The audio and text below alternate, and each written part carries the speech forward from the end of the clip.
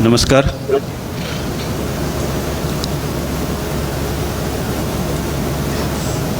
Dr. Bedekar, Shri Kaisas, Dr. Desai, very distinguished people sitting here, and I can recognize so many of them. A large number from atomic energy, large number from this entire education complex of this institution. I can also recognize Surana Patil from Derwan Hospital and Medical College. Dear students, ladies and gentlemen, we just heard a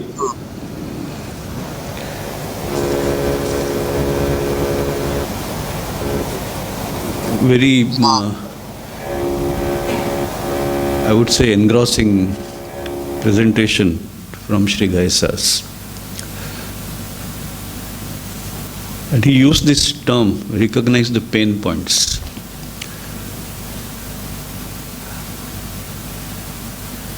So I'm going to use the same term again and again, but I'll come to that a little later.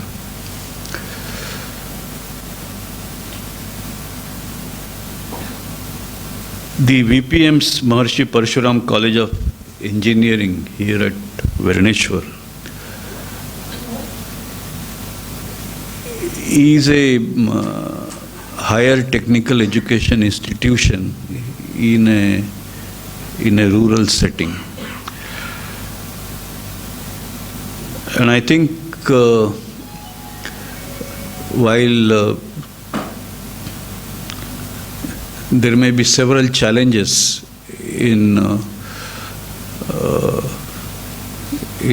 running, managing such institutions, both on part of management as well as on part of faculty and also on part of students. The first point that I want to stress is the fact that in the context of New India, this is of immense importance. And while the conventional wisdom would certainly suggest that we should have such facilities in urban areas, you appoint a committee of a few people, 3, 4, 5 people, to suggest on the correct site for an institution like this, you are going to invariably end up in an answer that located in some big city, located in some place where there is a good infrastructure, connectivity, located in a place where there are good opportunities for spouses, facilities for children, and only then you can get good faculty, only then you would have,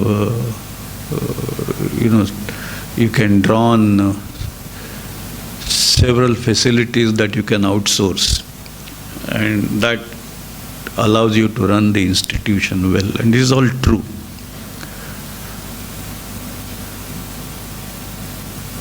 But I think it's important that we recognize that in the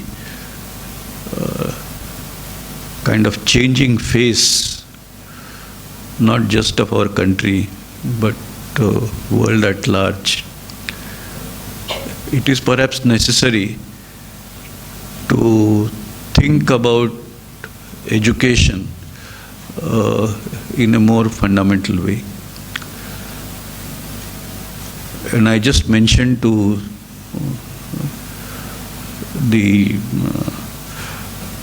group of senior scientists, the council which this function or inauguration of that council is part of this function. But I want to repeat that what I said there, and that is,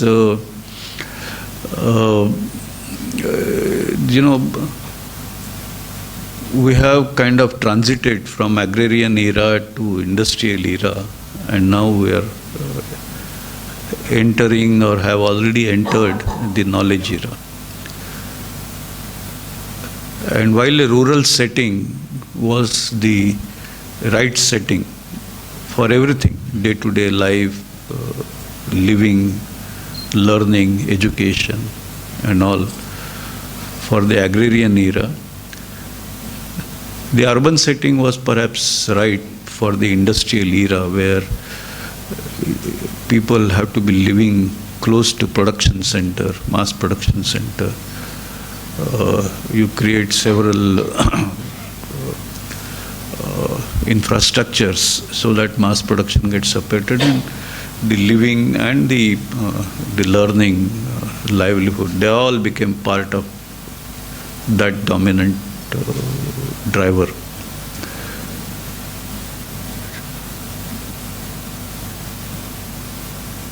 But even so, today, a larger part of our population lives in villages. And the new knowledge era, in fact, has the features of creating production centers in a decentralized way. The new knowledge era, it's not necessary that, for example, you take even thing like manufacturing, mass production, which is the key feature of an industrial era.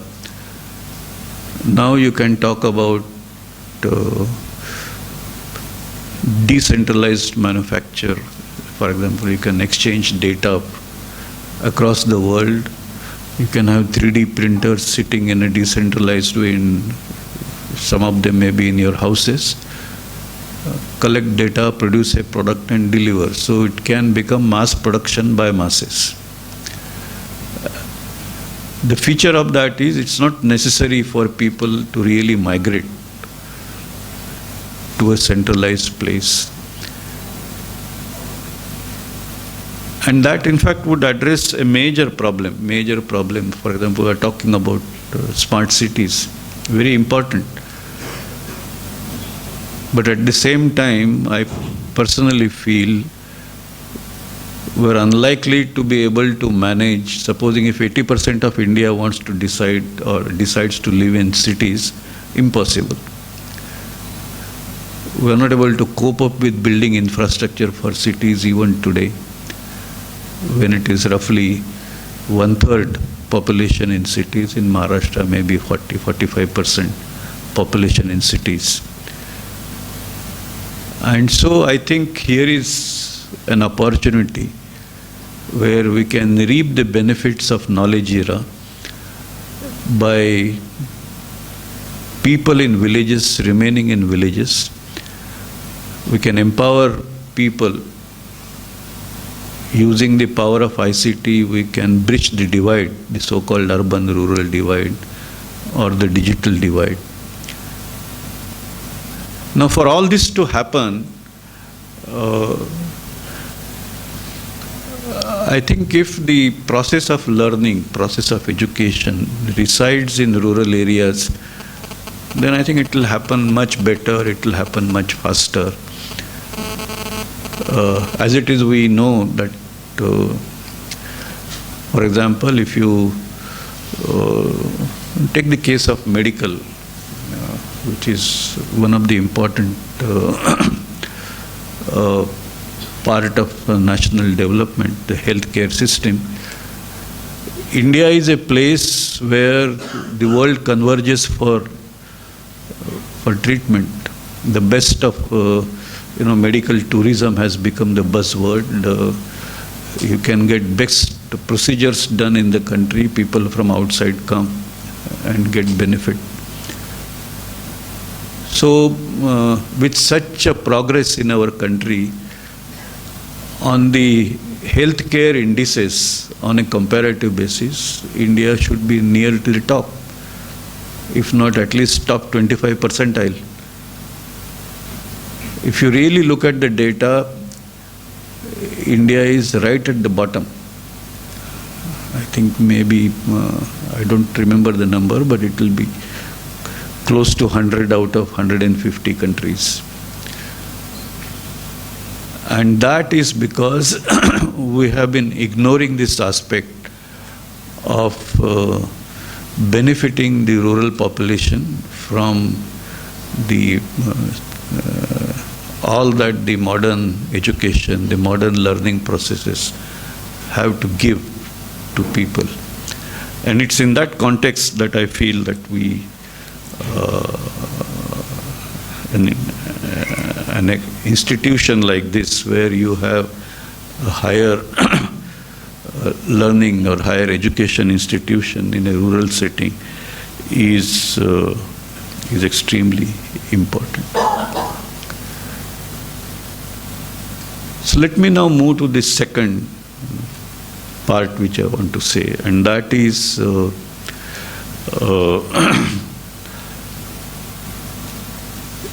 education system in the country is itself under a great challenge. We often, Dr. Bedekar talked about young people not being employable.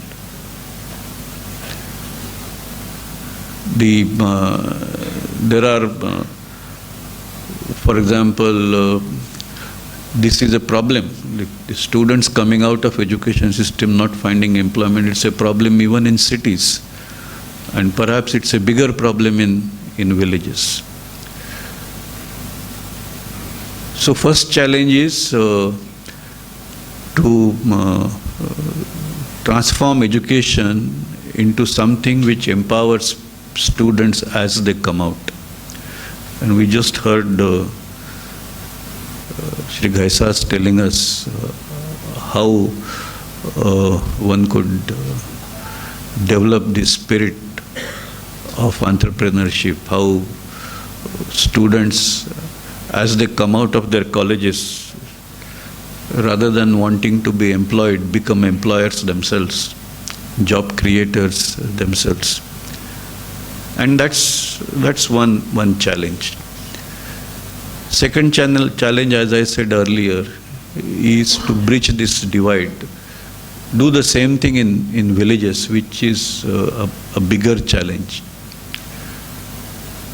But there is, I think, a third and even bigger challenge, and that is to adapt to the new age society, to adapt to the opportunities that we have in this new digital era.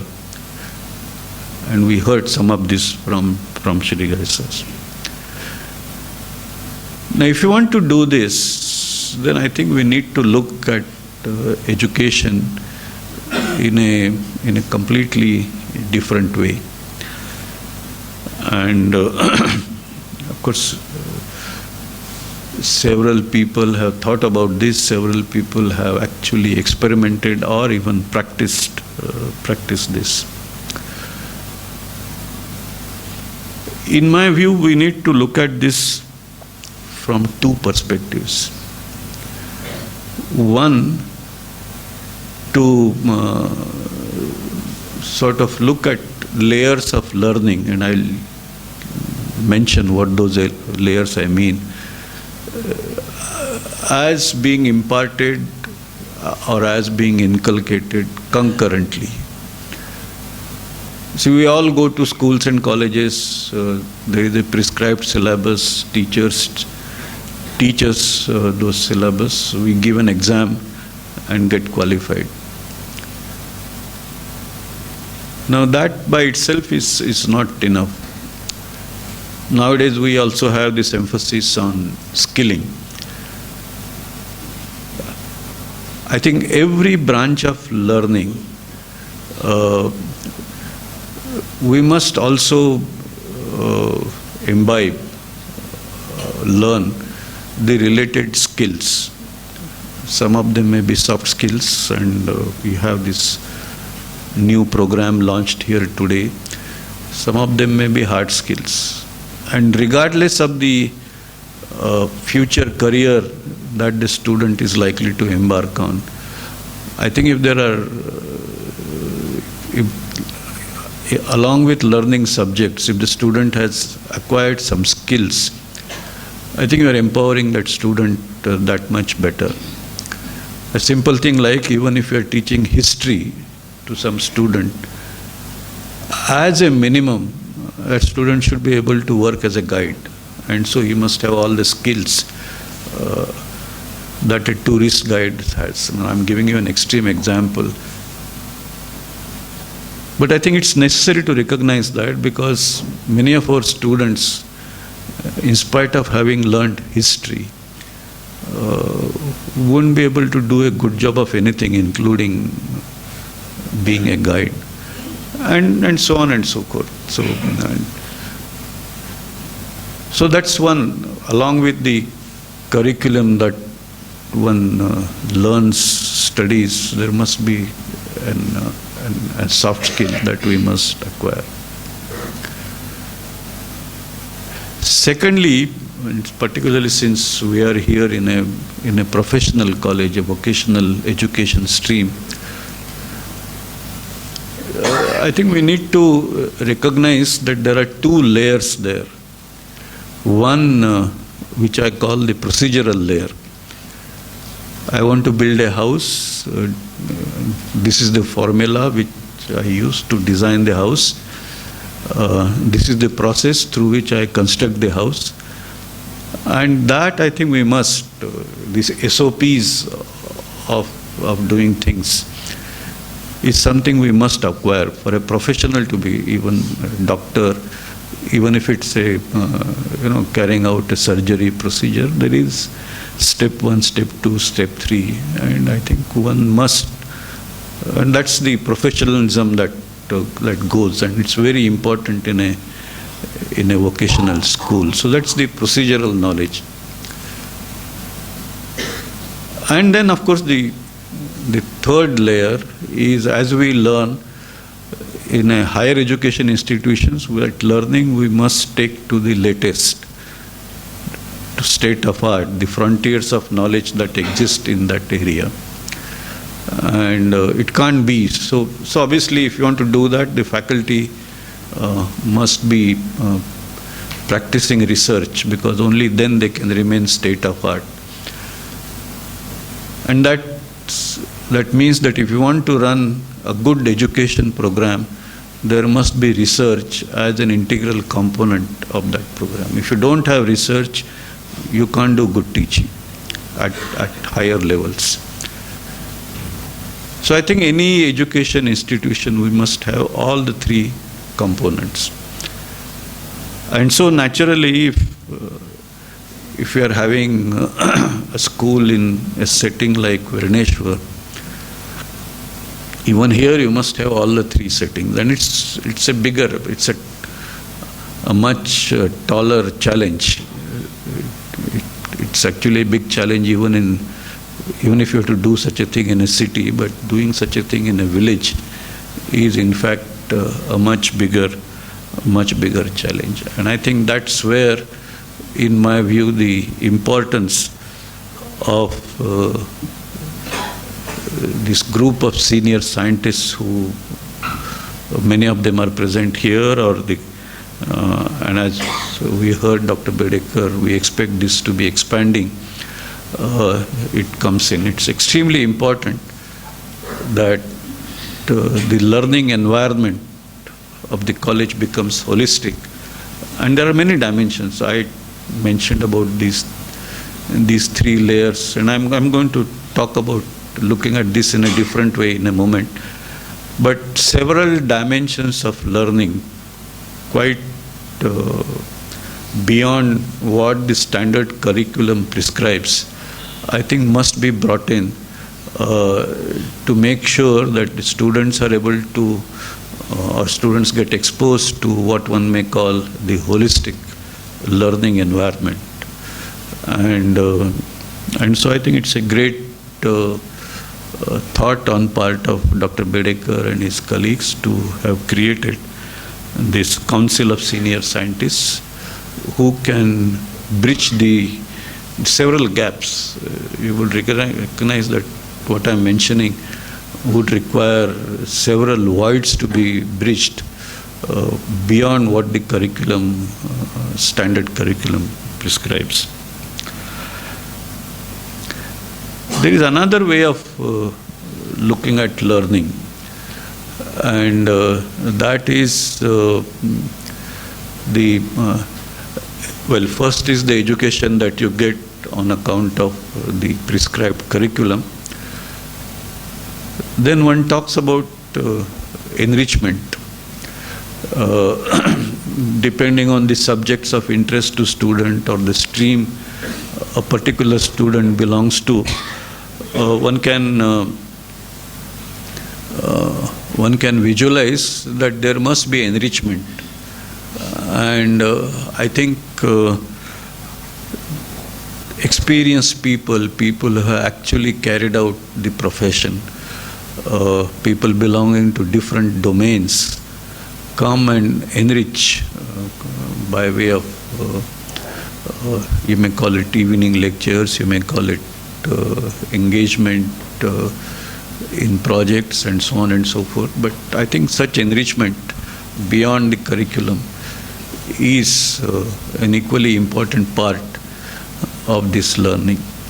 And then there is a third element, and that you may describe is as the education which is relevant in as far as everybody, all of us are a part of a community, all of us are a part of a society.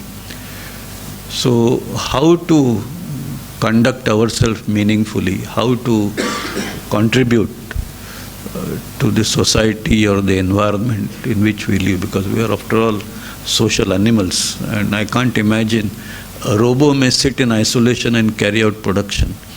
You ask a human being to keep on doing production sitting in isolation, you can very well imagine what would happen. And particularly in the new era when all activities are expected to be completely democratized, decentralized, I think ability to do things while being a worthy member of a society is also an important aspect of learning. And that's another aspect that I think now we're traditionally used to describing this as kind of inculcating values, learning ethics and so on and so forth. But I think in the new age, this would mean a much more comprehensive thing, and I think that part of learning is also very important, and we must stress on. And here you would immediately recognize that an education environment in a rural setting, in fact, is much better placed in benefiting students on this aspect of learning. With that, let me come to the last part of what I had to say, and that is about empowering students to sort of to become value creators in the society. Now, as I said, if you have all these elements which I described earlier, certainly there would be elements where it would help students to be people who are value creators. But then you need an environment where while students are as a part of this institution to complete their respective coursework, they should have an opportunity to do so in a hands-on way, by actual participation. And so it's important that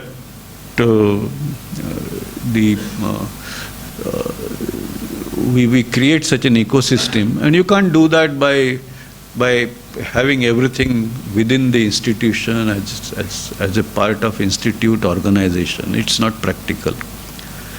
And so I think networking between different diverse institutions, networking in a manner where students have opportunity to sort of feel these modes of learning firsthand. We should create such networks. Now, this network, of course, the first thing is network among institutions, and that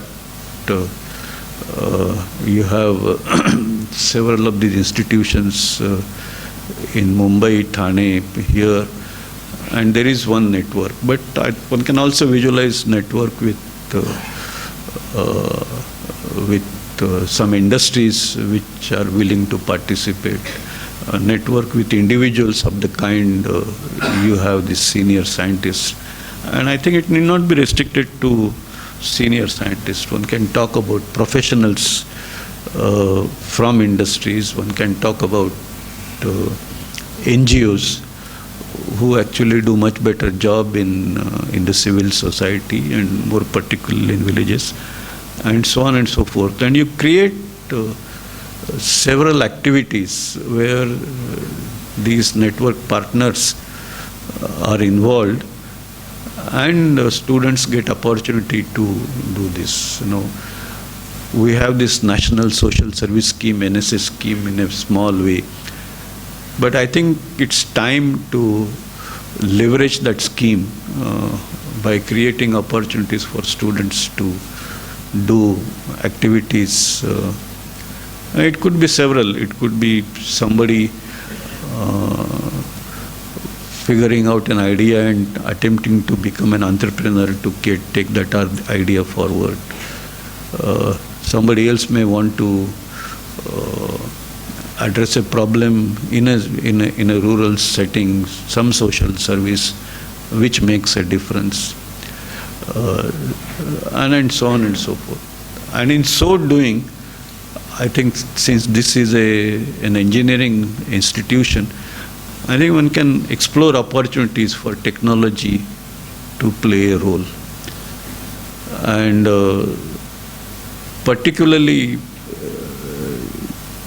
in today's era, I think there is a much larger market for what one could describe as the so-called low-cost, high-tech products, which are available for people to use in a decentralized mode. I know of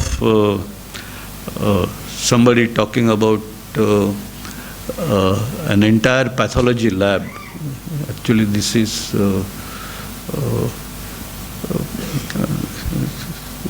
actually a faculty in one of the US universities. He said that, well, why do I have to have a high-tech pathology lab sitting in a city, and then if I have to get some investigation done, particularly for somebody in a village.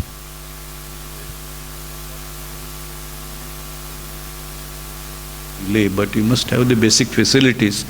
How to create these facilities? So this man actually thought about, he said that all of us, we have a CD player. Now CD player has a disc, a way to rotate it at a particular speed. Now, in addition to its function as something which can reads or writes an information, he said, why can't I use a CD player as a pump, which is required? For example, you want to carry out in a pathology lab, centrifuge is a very important tool. So he converted that CD player to be used as a centrifuge.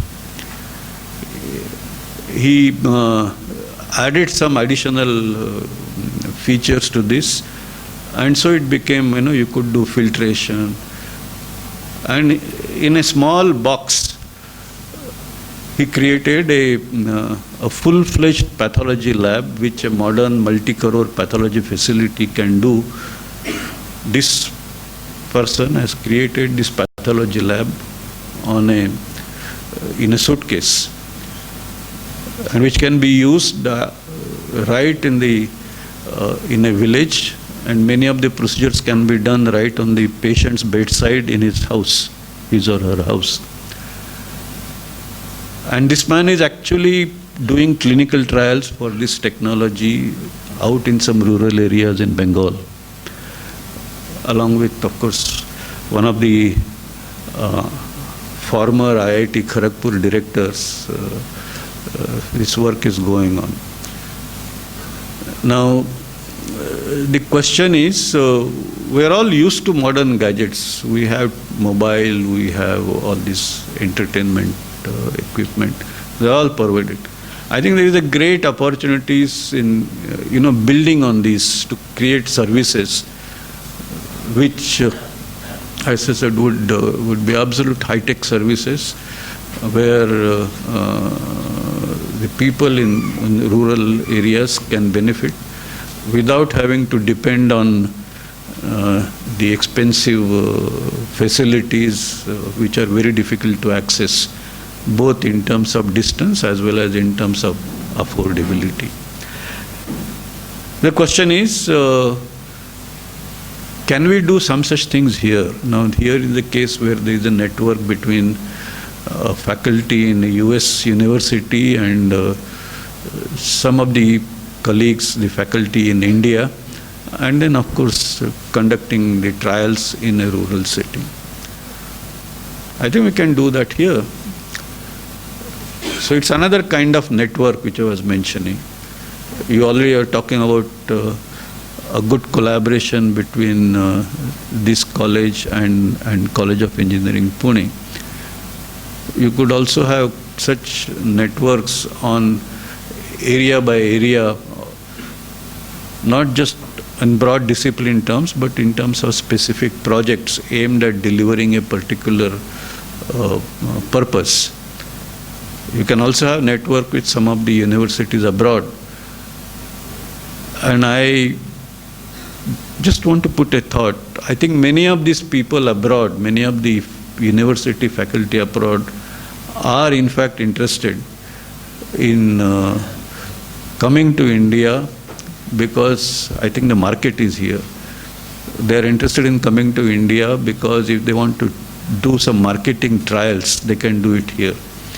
And so there are opportunities where one can build on this. And if we can create an environment where our students are a part of such a process, just imagine the richness of experience that students can get. And then, of course, they can evolve themselves into the new opportunities of entrepreneurship, new opportunities in terms of large market that India provides. So I think this Council of Senior Scientists, it's an idea with huge potentialities. It's not just about benefiting students in terms of guiding them in their own subjects.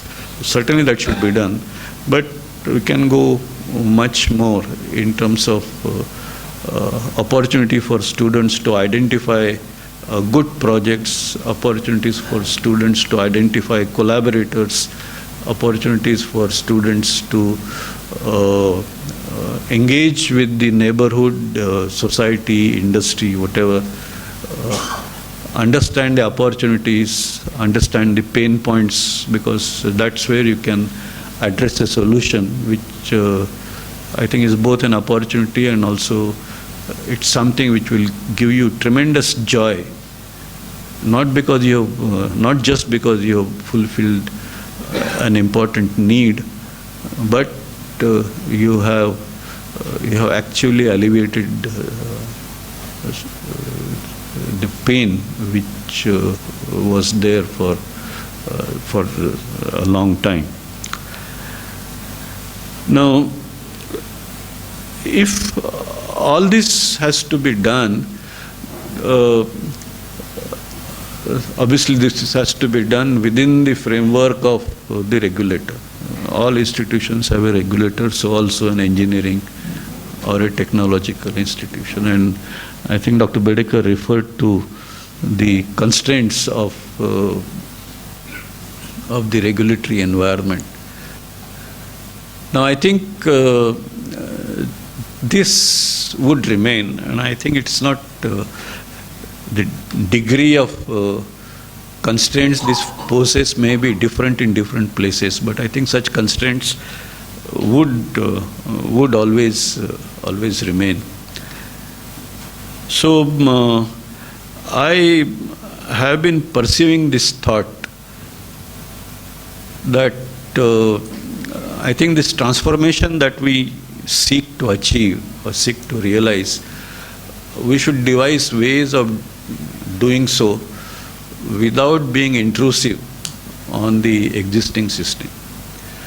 Because the moment the existing system perceives whatever you are trying to do as an intrusive activity, I think there will be reaction, and in fact you may find it very difficult to proceed further, or for that matter you would not be able to proceed further. And so it's important that we do this, implement this in a non-intrusive way. And now, so it does amount to fulfilling the requirements of the existing fulfilling the existing statutory requirements, but at the same time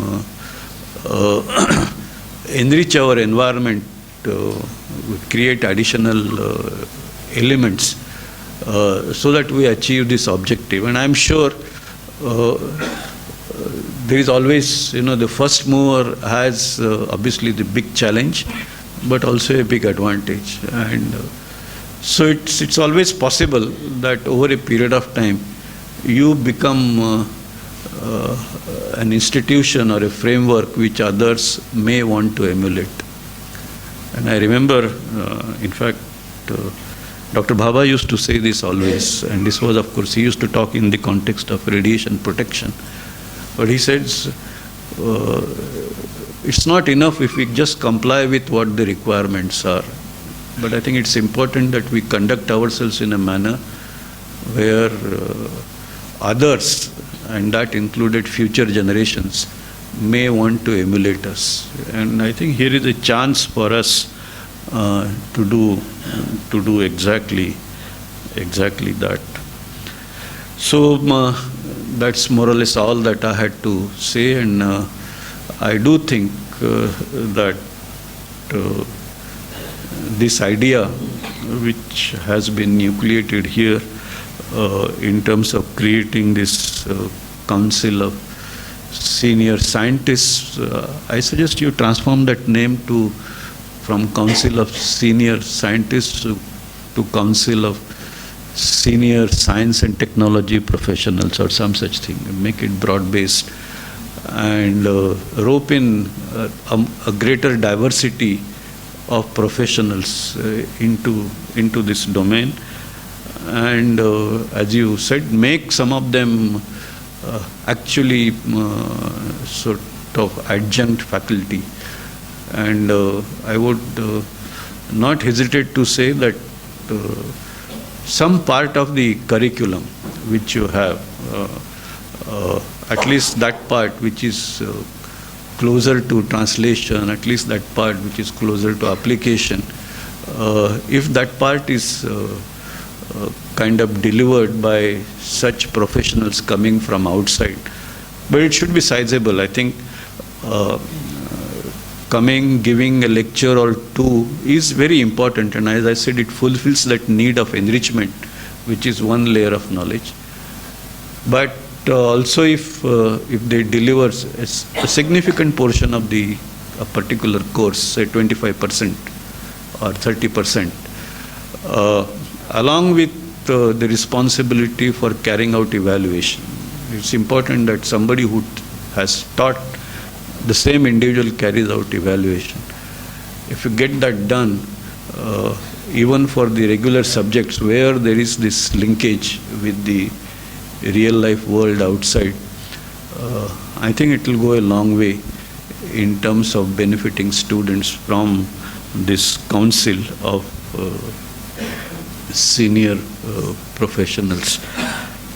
So thank you very much for very patient listening, and I wish all of you all success in this endeavor. Thank you.